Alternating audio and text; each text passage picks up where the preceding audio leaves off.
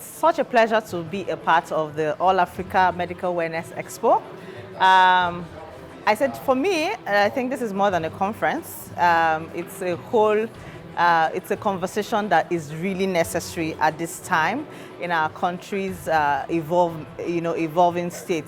Now, why am I saying this is health and wellness is a big deal.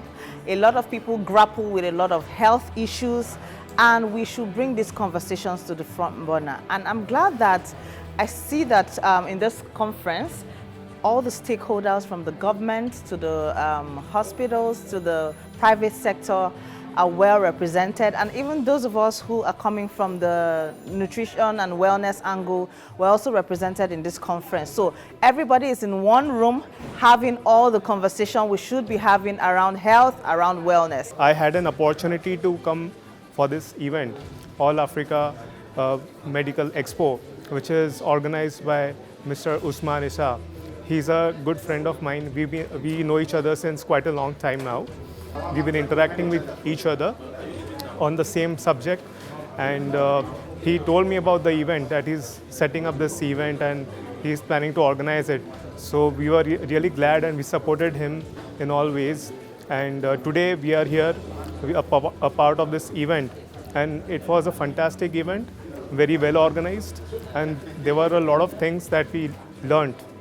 Developing sustainable domestic medical tourism for Nigeria health sector. It's something that has come to stay. And as they say, change is silent. It doesn't just happen at once. And this change that we're talking about is what will affect us. It will reduce the rate of deaths in Nigeria. When the right knowledge is being passed, people are empowered to know more, to know what to do at the right time. And this is what all Medical Wellness Expo is all about. Bringing the right information, connecting worlds together to make sure that medical wellness is a thing that is achievable, affordable, and sustainable for the Nigerian population. I'm happy I came here. It's timely. It is what is needed now. And it is important people know what is being done, what is available in the country right now. So yes, the event is spot on. In terms of healthcare system in Nigeria, frankly speaking, I would say that we are the brain box.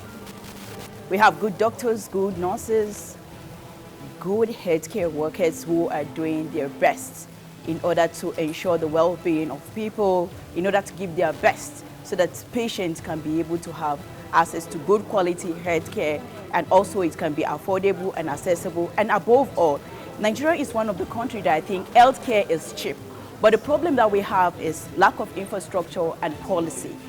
There is no adequate policy that is put in place in order for our healthcare system to be functional and effective, in the sense that it is affordable, it is accessible, and then it is available.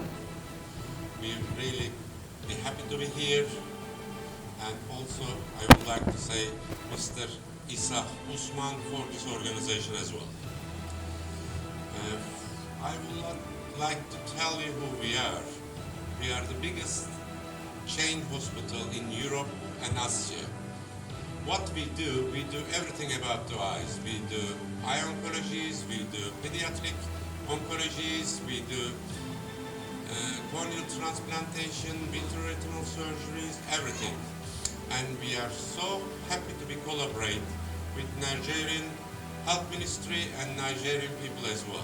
First All African Medical Wellness and Expo, well, is a good thing to start with. It's a really good thing to us, the people of Nigeria, and to the medical profession as a whole. And the panelists, the moderators, and all the participants and people who were presented, or that were presented or presently today, they really did their very best, and they were all fantastic. Well, my take-home message today is we need to do more. There are a lot of things happening in Nigeria, especially Nigeria health sector, but many people, they are not aware that good things is happening in Nigeria health sector. I traveled last year to Jordan, and there are some cases, critical cases that some of the top-ranking medical centers that I visited in Jordan have done. And I discovered that Nigeria has done similar things, but people do not hear about it. One of it is separation of conjoined twins. In Nigeria, we have 3 hospitals that have separated conjoined twins, but the news did not go viral. One of the hospitals is National Hospital, FMC Yola, and University of Ilori Teaching Hospitals. They separated conjoined twins successfully, but the news did not go viral. Saudi government came to Nigeria during COVID, wanted to recruit about 500 of our doctors, take them away. So why they come, I believe some of our doctors that are there are giving them good name. You know, good doctors give good name to hospital. So it's like, because the one they are having, Nigerians doctors that are there that are giving them good name, they are coming for more. Traditionally, Africa has been exporting patients abroad, and they spend easily over $5 to $7 billion sending patients abroad. And there have been newses and information about the problems in healthcare system of Africa. Now, most of the time when the Africa event happens all about how to send patients from Africa to other countries. But I'm great to see that my dear friend Usman and some of my international colleagues are supporting this event, where I think this is a way forward for collaboration. I think this is a benefit that worked out after the pandemic that happened, was when there was travel restrictions. This is what changed. Hospitals started sending senior consultant to different destinations, started doing outpatients, and as you rightly said, even solid organ transplant facilities being set up in different places. This kind of an innovation has happened.